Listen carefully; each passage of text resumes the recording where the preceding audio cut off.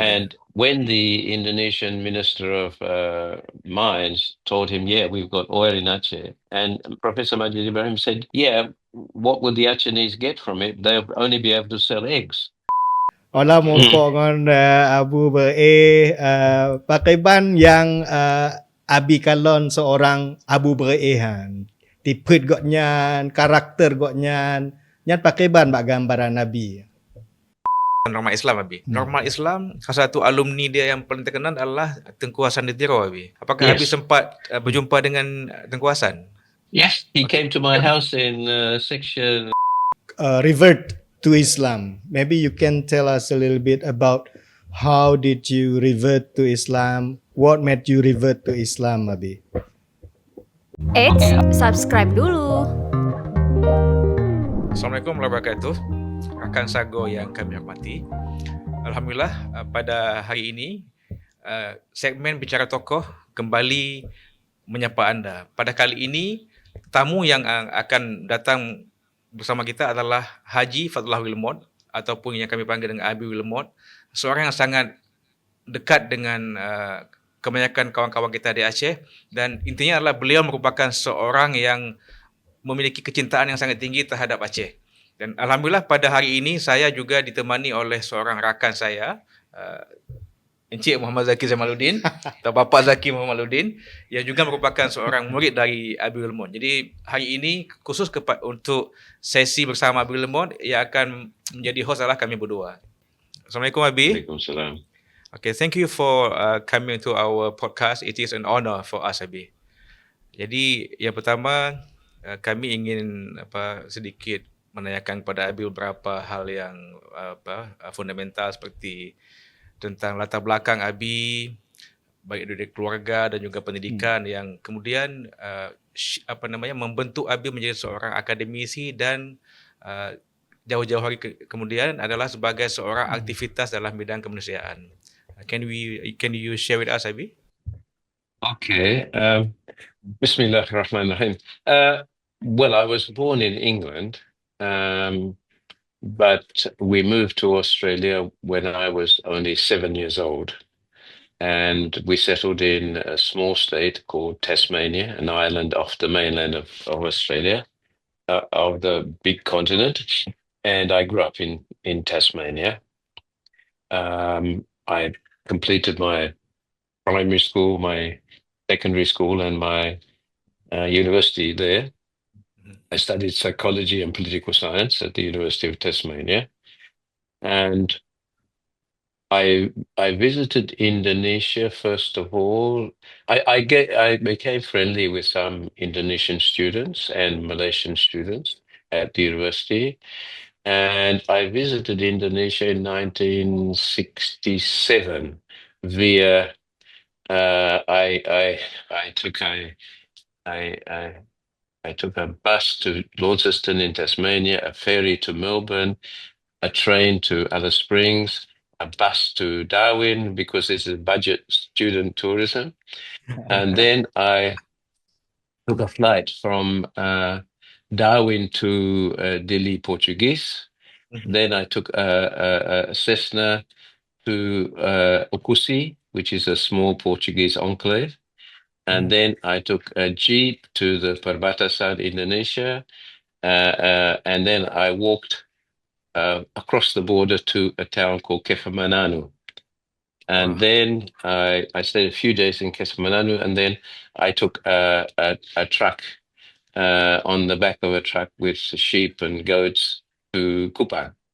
And then I took a plane to Bali, where I stayed for a while because I had the mother of some of the Indonesian students at the University of Tasmania. I met them. Then I went on a ferry to Surabaya, Malang, Jogja, Jakarta, Bandung. I visited Bandung when the Masjid Salman was still being built. Okay. And then I came back to Australia, and then shortly after that, in 1968, I converted to Islam. Um, so that's sort of a bit of my background. I'm not sure what else you would like to know. I think that's wonderful, Abidin, and Mm. you have shared with us that your background is very interesting, and also you have uh, adventurous travel to Indonesia way back in 1960s, I think, right? So maybe Lucky, you want Just 2 days, to 2 continue years from there? after Two, Gestapo. 2 years after Gestapo, yeah, interesting. Lucky, you want to continue from there? Mm. Yeah, I think this is very interesting, Abi. So when you were young and then you use your time to travel in Indonesia, and then maybe you can describe a little bit what was the condition in Indonesia at that time, from the time you arrived to Delhi and then even to Malang. We can describe the people and the condition over there, and what's your impression when you arrived in there? Oh, well, it was. I arrived in just sort of. I arrived in Jakarta, and I stayed in the HI, the only decent hotel in Jakarta at that time. And still the ruins of the British Embassy could be seen from HI. This was the old wing of HI built under during Sukarno's time. I used to attend the 17 Agustus ceremonies with the Indonesian students and listening to the speeches of Sukarno. I still remember Viveri Pecoloso, his speech, and I admired his standing up to Western colonialism. So that got me, so in order, so I sort of started to learn Indonesian so I could understand what Sukarno was saying. His speeches lasted a long time, Yeah. 1 hour or something like that. Mm. But it was so. But when that was one thing. I saw the ruins of the British Embassy with this. The Jakarta was a very, it was a big city, but it wasn't. You didn't have the high rises and the skyscrapers at that time. Mm. The road to Bandung was very congested, of course. Um, uh, but Garuda was flying everywhere. You could get anywhere you wanted to in Indonesia. Mm. The train service was good. I took the train from, I think it was from Malang to Jogja, and one of my friend's father worked on the railways. A very nice, hospitable man, and I stayed with the family for a while. His house was just sort of next to the railway line. Uh, uh, so yeah, I found everywhere in Indonesia people were friendly, nice, hospitable. Um, it was a yeah, a very interesting time. So I believe, at that time you still very young. You were still very young, and then long hair. Maybe you ride motorbike, little big motorbike. I don't know. Yeah, and then Yeah. Well, I used to ride on the back of motorbike with some of my friends, with the people I met. It was an easy way of traveling. Or else I went by bus. Some of the Indonesian buses at that time had wooden seats, so they weren't very comfortable. Um, but I saw in the wake of the coup, then the strong presence of the army Yep. and and the and the way that the young people who had spearheaded the some of the reaction against the corruption were then drawn into the regime of Suharto. Yeah. Mm. So it wasn't a clean, there was a chance to have a new beginning, but the regime that came didn't take the best of Sukarno's policies and ideals and take them and leave the any of the sort of things which went wrong during Sukarno's rule. Mm. So then you had the Berkeley Mafia taking over the economy of Indonesia, which led to its neoliberal way of economy, which Indonesia did progress. There was reduction, but it gave a lot of power to billionaires and multinationals. We will talk about that later on a bit, but then let's talk about yourself first. That you went to Indonesia as a student at that time to do what we call to adventure. But then does that making you later on coming back to Aceh or Indonesia? Is that one of the factor for you to teach in Aceh? Yes, I suppose so, because I had learned to speak some basic Indonesian at that time. And so when I applied for Australian Volunteers Abroad, I chose Indonesia. Yes, that sort of was the sort of thing. I knew I had come to know Indonesians and Malaysians because after I converted to Islam, then we were active in the Muslim students movement in Australia.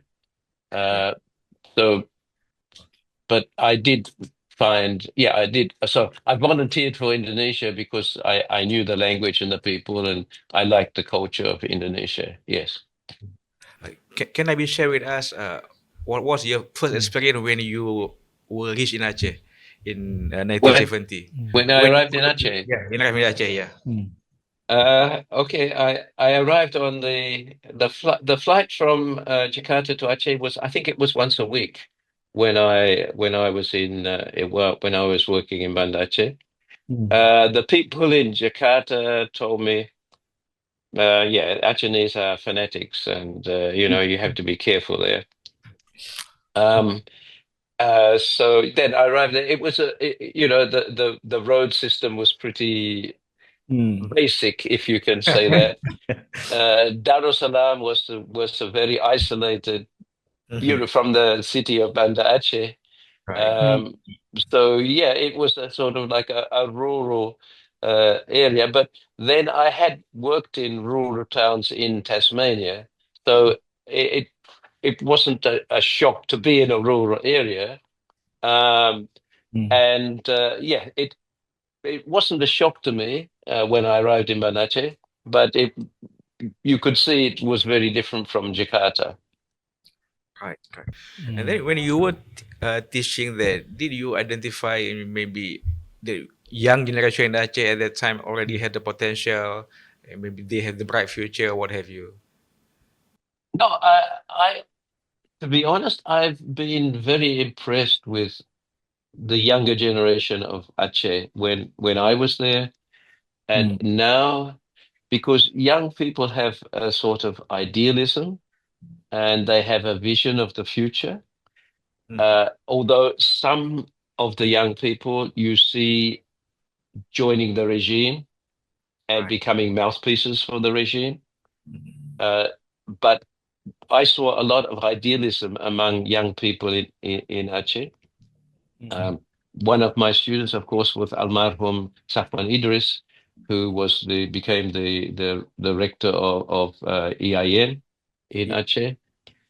So among that group and his friends, I could see that they have a passion and wanted to do the best for their community.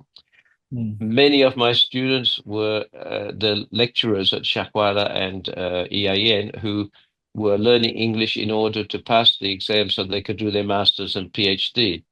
So there was an awareness in Aceh that the need for higher education, the need so the need for education was there among the people that I met and among the young people I met. And reflecting on historically, if you remember PUSA, the Persatuan Ulama Seluruh Aceh, their main focus was education. And I met Haji Jafar, the head of Muhammadiyah in Aceh, who went to Normal Islam, the schools in Aceh, and he spoke, of course, Japanese because of the Japanese, but he spoke Dutch, Arabic, and English, as well as Acehnese fluently. and you could see the graduates of Normal Islam spoke better English and better Arabic than the graduates of some universities today. So That I could see among the young people of Aceh and the general people of Aceh the desire for education, and Mm. it came from a long history of that, you know. So it's nice to know that. Mm. Daki, you want to continue? Yeah. So Abi, from your observation at that time, the normal Islam was a very good education already at that time. The students were able to speak many languages, multi-languages, including Arabic and English, maybe. And And you were surprised. Maybe you can. I mean I felt it before, but now you are reconfirming that condition. So how the education was very good at that time, Abi, yeah, from what you observed. Mhm. Okay. Yes, the education of those people who managed to go to Normal Islam, they had a very good education, and they learned, you know. And don't forget that Pusa itself insisted that the students knew mathematics and history and geography and other subjects as well. So Pusa sort of was one of the sort of things I learned later about Pusa. I didn't know it when I arrived in Aceh, but this desire for education seems to have been very strong. Yeah, you And see. don't forget that as Said Naqib Alatas has said, the Malay language was born in Aceh as a scientific and rational language. So the Bapak Bahasa dan Kesastraan Indonesia and Malaysia is really Hamzah Fansuri and Nordin Araniri, who came from Aceh. Yeah. Very So interesting. we can say that is the Aceh contribution toward the Malay world. Malay world. Yeah, you know, Aceh was in Aceh was born the Malay language, which before Islam came to Aceh, the Malay language was, you know, it was about Dewa and Dewi and in the Istana and things like that. Yeah. But after these two scholars, the Malay language became a language that could was more scientific, more rational, and the acceptance of individual responsibility. So Abi, on that note, I think Brother Fahmi as well. This is very interesting fact, right? Because nowadays, the notion, or some people argue that Aceh nation is not Malay, part of the Malay world, which is I from the beginning already thinks that that is not true, because in correspondence, the Istana correspondence and all has been in Malay, and of course we speak Acehnese, but then the Malay language has been the language spoken by the Acehnese in the daily and also official correspondence with other kingdoms in the Nusantara and as well, right, Abi? I think we have to look at it slightly differently. The Malay language was the language of education, of official correspondence, just like Persian was the official language of the Mughal Empire in India. But the language spoken by the people day to day was Acehnese. And the literature of Aceh was in Acehnese. Hikayat, Perang Sabil, Hikayat, so many Hikayat. The Acehnese also, in Acehnese you had the pantun, the great Malay contribution to world literature, which is on a par with the haiku. But that was also in Aceh. So Aceh was and Gayo, of course, in the mountains. So these were the language of daily interaction, of the marketplace, and of literature. Yeah. So I think Malay, and don't forget, Acehnese genetically, they are more Dravidian than Malay from the DNA. And Aceh, as was pointed out by Reed, Aceh's focus was always was international. It was focused towards the Indian Ocean. It was focused on trade with Yemen and Hyderabad and India and Penang. So Aceh was an Indian Ocean oriented society. Uh, so whereas it was not focused on the Malay world in that sense, although Aceh controlled most at one stage controlled most of the Malay Peninsula and controlled maybe 2/3 of Sumatra. So it was a pretty big empire at one stage. So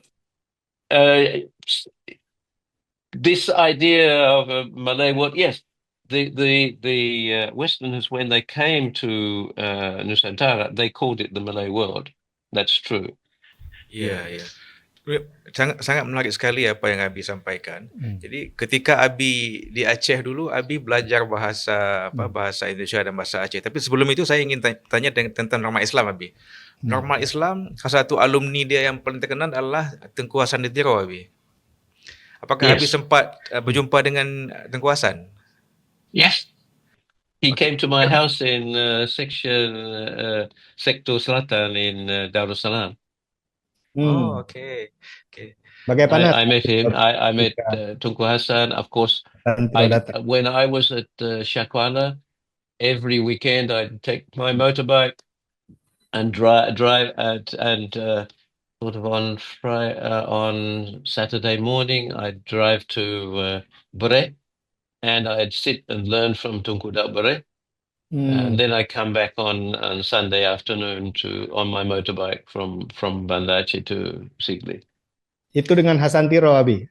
Atau Abi sendiri? No, one Hasan Tiro, I met him in Aceh, and I corresponded with him. But Tunku Dak Bure, I visited him every weekend when I was in Darussalam. Waktu Abi dengan Bure, Abi bercakap dengan bahasa apa Abi dengan Bure? Bahasa Aceh atau bahasa apa, Abi? Bahasa Indonesia. Because I wasn't, and I'm still not I can have a conversation in Acehese, but I can't really give an academic or thing in Acehese. So Abu Brehe spoke to me in Indonesian. Okay. Takiban Nabi, wate Abi mungkin jet Abi gambarkan ya, wate Abi nyoy dalam pikiran Jaki Abi ya. Abi mungkin pakai kacamata hitam wate yang gambule ya. Tegak mungkin Honda ajak kedih Bure ya. Olah mumpuk dengan Abu Bure pakai ban yang Abi kalon seorang Abu Bure han. Tipet goknya, karakter goknya, nyan pakai ban bak gambaran Nabi. He's an amazing person. Amazing person, and a great scholar. Unfortunately, he didn't write so much. You don't have but you know the Pusa, the founding of Pusa, the founding of as an organization. And his breadth of understanding, his links with the community, his understanding of Aceh history, and don't forget, he told me his ancestors came from Patani. Okay, yeah. So you know, so he actually an amazing person, charismatic, and for all the vilification that was leveled at him, he was not an intolerant person. He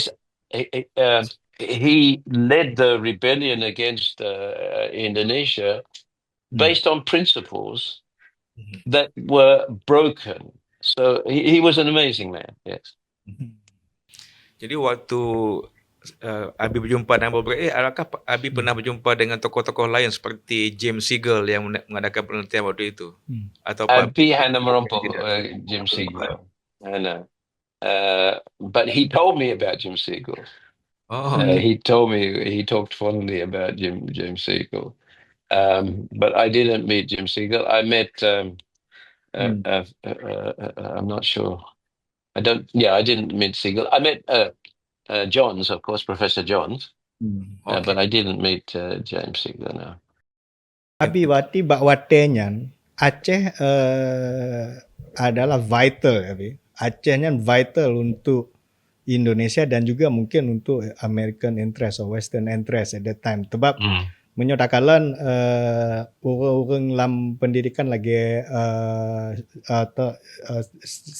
James Siegel benar Billy nak interest untuk merono tentang Aceh. Berarti posisi Aceh was very vital. Well, Was and is. I think at one stage Aceh was producing 30% of Indonesia's GDP, but it was the poorest province in the whole of Indonesia. And I met with the late Professor Majid Ibrahim. He was rector of Shakwala at that time. And when the Indonesian Minister of Mines told him, yeah, we've got oil in Aceh, and Professor Majid Ibrahim said, yeah, what will the Acehnese get from it? They'll only be able to sell eggs because they'll take their vacations overseas in Singapore or Medan.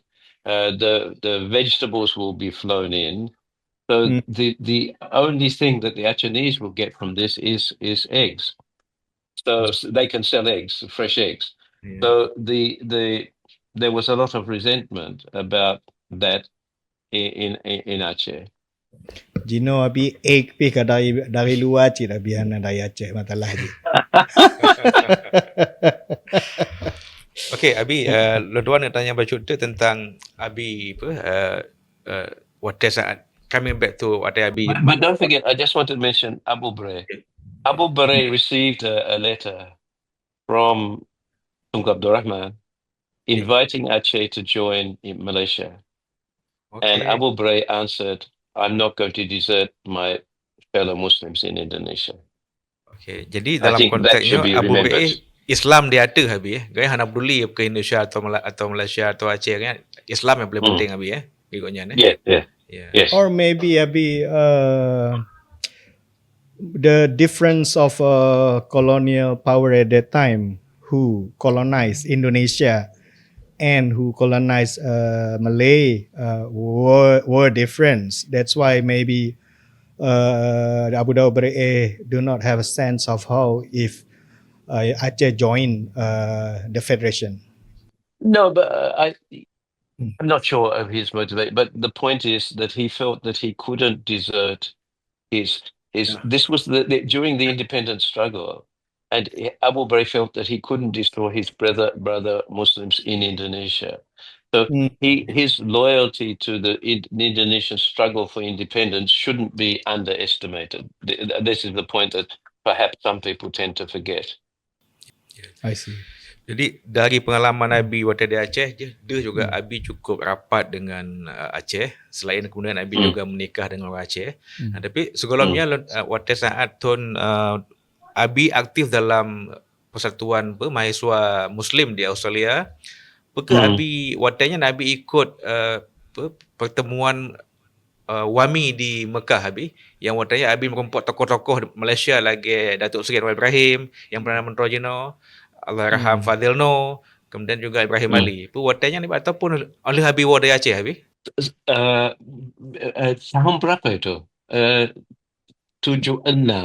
Wami 76. Itu after di Aceh. Tahun 76 berarti Abi tidak di Aceh waktu itu. Di Aceh ya. Abi habis di Aceh tahun Januari 75 saya kira. But Abi memang hadir di Wami karena pada waktu itu Abi sudah di Australia. I don't remember where I was at that time, but I did attend when I was in Aceh. I did attend a meeting in Libya with the Islamic Core Society, which was a conference about Islam and spreading Islam in the world. Jadi hubungan Nabi dengan tokoh-tokoh lain di Aceh selain Abu Bray, Solom Abi katanya? Yeah, I mean, I was friendly with Mazuki, with the governor, with Bupati imams Kuala dia. of Gimana? mosques, I mean, with the professional people in Aceh. People are very friendly. So, and all of my neighbors in Darussalam and my wife's relatives all over Aceh. And I traveled, you travel not by road in those days, and the road was pretty bad. The road from Aceh to Medan Ya, ya. was pretty bad. But I traveled by road to Medan. I visited several universities in Aceh. Um, so yeah, I traveled a lot, and I had a lot of friends, many friends. Doctors, dentists, lawyers, uh, uh, newspaper columnists. Uh, I wrote for Sina Darussalam, which was edited by Ali Hashmi, the former governor, who managed to persuade Sukarno to have Darussalam as a center of education in Aceh. Jadi kemudian waktu Abi kabeh di Aceh, Abi war Australia, kemudian Abi memutuskan tinggal di Malaysia Abi ya. Kemudian Abi cerita Abi buat kamu pulang Abi sorry. cerita Abi buat kamu tentang waktu saat Abi di Malaysia dan kurs di UIA. Bahwa Abi sebagai kepala kantor rektor UIA yang banyak memainkan peranan termasuk juga pegat silabus UIA, tukar coursework G dan yang paling penting bagi kamu di Aceh, Abi ramai awak Aceh merno di UIA.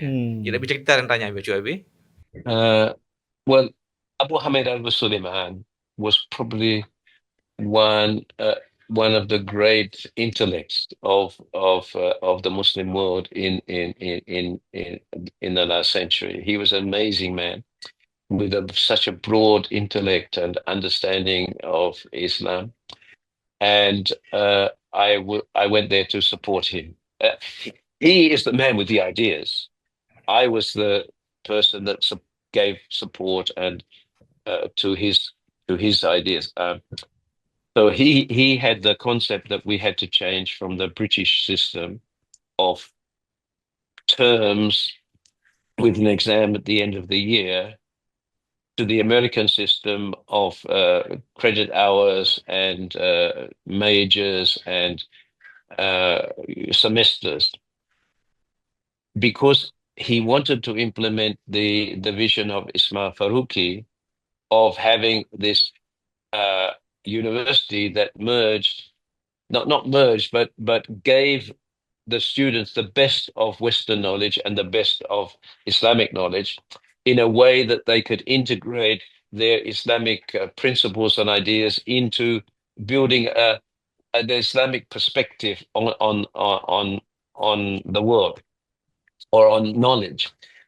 So that's why he had to change, because you can't really do a double major in Sharia and civil law if you don't have this system of double majors, or you don't have the credit hours and optional courses. So he had to change the whole system. So I gave my support in that, and then we were building a new campus at Gombak and at Kuantan. And he had a wonderful vision of the campus, and his vision was that it should, the mosque should be in the center of the campus as the heart of the campus, and we should preserve the natural environment around the campus. Unfortunately, when you involve government bureaucracy, they think of efficiency, and they think of cost. They don't think of beauty and things like that. So the issue was how to make a beautiful Islamically oriented campus. And Abu Hamid called in two brilliant Muslim architects, Rashid Badran and Ibrahim Halim, who who are judges on the Ali Khan International Award for Architecture to review the campus and to make sure that it reflected Islamic concepts and principles. And so the beauty of the IIUM, it owes everything to Abu Hamid's vision and the support of these two architects, not taking away from the work of the Malaysian architects, but these two architects and Abu Hamid gave that idea. So I was there to support Abu Hamid in that work. So it was a brilliant vision that he had, and you can see the beauty of the IAU campus. You know, the engineers, you know, the river that flows through the campus? The Yeah. engineers wanted to make it like a ditch, Oh, Ah. okay. straight, because that's efficient. The water flows. Yeah, But Abu yeah. Hamid said, no, you have to preserve the beauty of the environment. You have to respect the beauty of the environment. Yeah, Mm, yeah. mm. Zaki, you want to continue from that? Yeah, I think thank you Abi for apa namanya menjelaskan bagaimana seorang Abdul Hamid Abu Sulaiman ya dan Amazing man, ya, amazing man. amazing man. Dan nah pada saat itu Abi itu kan IUM itu baru dia didirikan 23 Mei 1983 ya. Dan pada saat diambil oleh maksudnya rektornya adalah Abdul Hamid Abu Sulaiman, itu kan challenge-nya mungkin membesarkan IIUM itu sendiri ya. Nah, kalau dari yang Abi lihat dan perhatikan bagaimana beliau itu menjadikan UIA menjadi survive besar dan menjadi internasional lah. He had a vision. Number one, he wanted to make sure that the academic faculty and the student body were international, recognizing that this university was paid for by the Malaysian government and the Malaysian taxpayer. So therefore, he recognized that the majority of students would be Malaysians because the government was paying for everything. Yeah. And he recognized that the faculty would have to be majority Malaysian because the government was paying for everything and it was located in Malaysia. Right. However, even within that system, he felt that there was a need to have more international students and more international staff. So he searched the Muslim world for Muslim academics who would be willing to come to Malaysia with the Malaysian salary. And so he looked for teachers like from Sudan, from India, from Pakistan, and from some of the Arab world. So these teachers were brilliant, Yeah. but they also were willing to accept the Malaysian salary. And so that was one thing he did, and then he searched around for zakat funds to support international students. Yeah. And in our, you know, I was on the helping with the selection process, and he sort of looked at how do we get more students from, say, Muslim minority countries, and also from Muslim countries that are sort of not fully represented. So we looked at Indonesia. We saw that Aceh needed more young age. And don't forget, President Habibie did an amazing thing by sending so many Muslim students overseas to do their PhD. He was a man of vision also. And I greatly respected him. I was there at the birth of ICMI, and I was there at the birth of Republica. And he was just an amazing person. So we said, okay, minorities in Indonesia, they're not getting the full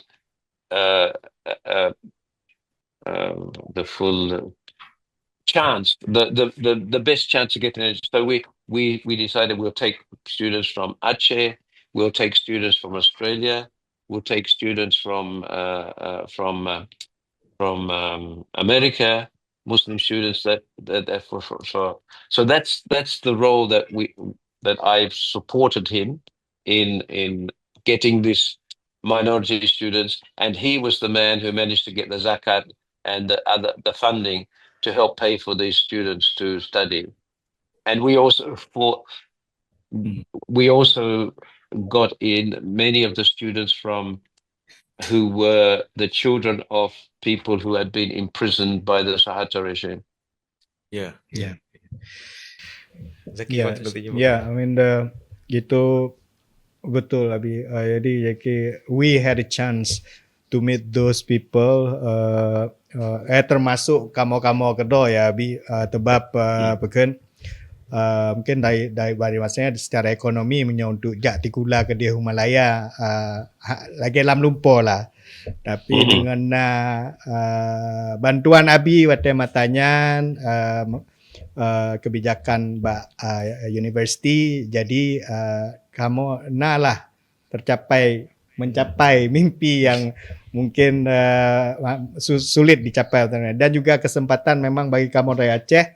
Watenya juga bergaul Abi dengan anak-anak yang lagi Abi pegah bunuh, orang aktivis di Indonesia ya, yang kemudian mungkin ruang untuk pendidikan bisa kurang cit wate masanya, tapi dengan program yang di UIA-nya jak tikula di Malaya, metahu terutama mahasiswa Muslim dan bertukar pikiran dan bersahabat bahkan sampai sekarang Abi ya. Yeah.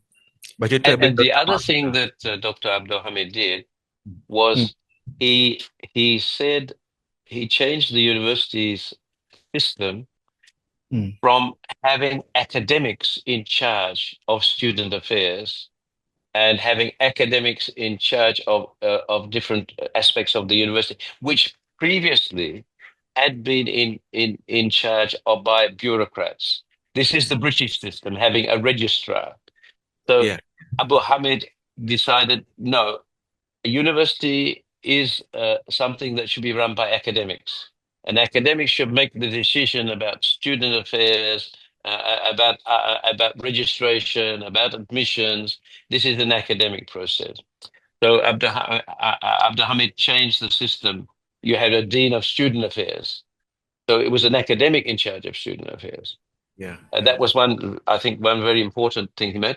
And then he said to the Malaysian scholars, and at that time, people generally in the world were satisfied if you had an MA. He said, no, if we're going to be an Islamic university, we have to have, every lecturer has to have a PhD, unless you're teaching languages. Yeah. So he laid down the challenge. He said, I will get you a scholarship, but you must go overseas and get a PhD to raise the standard of International Islamic University. And he insisted that IIUM take part in the debate competitions and moot court competitions. Yes. Alhamdulillah, during his time, IIUM won debate competition internationally. Yes. They won moot court competitions. So it was this was the time where he really had the vision for the future. Yeah. Jadi kita pegang agaknya Abi fantastic man Abi ya. Jadi Abi juga ikut membantu Sabi watanya kan, termasuk dalam proses lagi Abi pegah bunuh tahapan-tahapan yang agaknya kebijakan yang agaknya Abi ikut serta ya implementasi je Abi ya. Yeah, I'm his helper and his supporter. Right hand ya, tangan kanan Abi ya. No, I mean, I was one of the people who helped get his vision pushed in forward. Yes. Okay, kemudian Abi anak-anak Aceh yang Abi phone UAE Abi dengar. Sorry? Dan dengar wantang awak Aceh yang Abi UAE pertama sekali. Wantang dengar Abi orangnya. I can't remember. No. I can't remember. Okay. Mula lagi ya Bang Adli, Khalidin Yaakob. Oh yes. Yeah. Adli, Khalidin. Yes. I remember. Yeah. So that was the first generation ya dari Aceh ya Abi ya. Yeah. Yes. Yeah. Well, Khalidin, because of the discrimination against him because of his stand on PPE, not agreeing to the what was it called, that PII. PII. PE, Yeah. Azas tunggal. Asas Tunggal. He didn't Azas. agree with Asas Tunggal. Yeah, he didn't agree. So he took a principle. And yes, Adderley, he ended up doing his PhD and become Secretary General of Panglima Laut. Abi, mungkin step back a little bit to when you were in Australia, Abi. So at that time, in the apa namanya itu kan what we see is the Western country, right? I mean, like influenced by Western country. But at that time, you revert to Islam. Maybe you can tell us a little bit about how did you revert to Islam? What made you revert to Islam, Abi? Okay, I think what you have to understand, what I want to make one correction. Yeah. There's no such thing as revert. Yeah. This is a wrong term for people who convert to Islam. Yeah. This is a term invented by people whose native language was neither Arabic nor English. Revert means to return to something, but usually it's worse. Yeah. So it comes from a misunderstanding of theology as well. Yeah. Because if you take the hadith, people were born in fitrah. Yes. That doesn't mean you're born in as a Muslim. You are born with an innate, natural desire to do good and to worship God. But in order to call yourself Muslim, you need to have the Prophet Muhammad sallallahu alaihi wasallam as well. So the word revert is a really theologically and linguistically incorrect. A revert is not a noun; it's a verb. Yeah. Although now, because people have used it, it's gone into the English dictionaries. Revert, a term used by Muslims for a person who converts to Islam. Revert is something going back. Convert means something new. Yeah. So I would never use the word revert for Muslim, for becoming a Muslim. Becoming a Muslim, it was a long process. Initially, there weren't many Muslims in Tasmania, only 3 of them.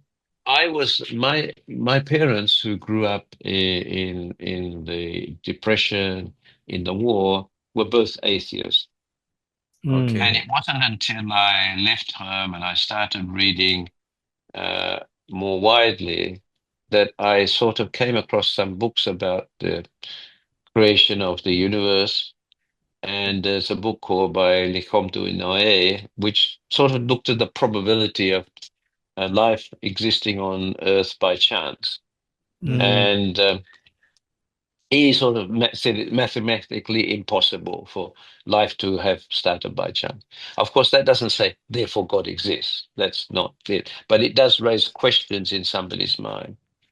And then I looked around a bit, and of course, the majority religion in Australia is Christian, so I became Christian for a while. So I met these 3 Muslims who were living close by to me, and it was Ramadan, I think, and they were fasting, and I said, "Why are you torturing yourselves? You know, what's the reason?" And they explained. They were very nice, and they said, "Well, we're not doing anything. We're not saying that eating and drinking is wrong, but we're saying we want these things can be, like everything we have, misused. So we're learning to control our desire for them. So we're learning self-control. So by fasting, we're learning how to control ourselves and to control our desires." Okay, interesting.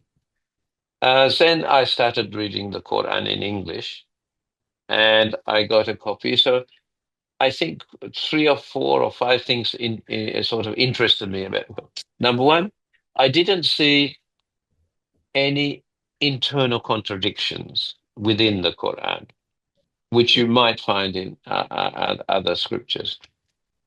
Number two, in the Quran there is always the call to think and consider and reflect.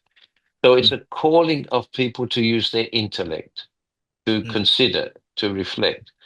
So that was interesting. It's not saying you have to believe this, but it's saying think about it, and then you will come to the conclusion. So that was a second thing. Thirdly, there didn't seem to be any contradiction between knowledge or science and the Quran. There didn't seem to be any contradictions there. Another thing was that it didn't seem to have another thing was that it has this important concept that you have to believe, but then you have to do good, and you can't have one without the other. And that was quite interesting. And if you remember Surah Ma'un, it talks about helping the poor and the orphans. And then it says, Fawulli Musallin, wail for the Musalli, hail for the people who pray. So you can pray 5 times a day, and still that prayer would take you to hell if your stomach is full and you're not helping the orphan and the poor. So that's a really important definition of religion. So that sort of impressed me. I think that's what I can recall now. So after reading it and talking with these guys, it took a long process. And one day they said, don't you think you believe the Quran is true and Muhammad is a prophet of God? Yeah, I think that's fair enough. Then you're a Muslim? No. And it took me another 6 months or so to say, oh, yeah, I am a Muslim. And then I started to pray. Okay. That's very interesting, Abi. So from parents who are atheists, and then study Islam and contemplating Islam until you see there's no contradiction with science, there's no contradiction with what we call, and you can contemplate. No internal contradictions. Yes. Internal contradiction. No. Yeah. So and it is asking you to think and use your intellect. It's a rational faith. It's telling you think, consider, and don't accept anything without questions. I see. Rational, yes.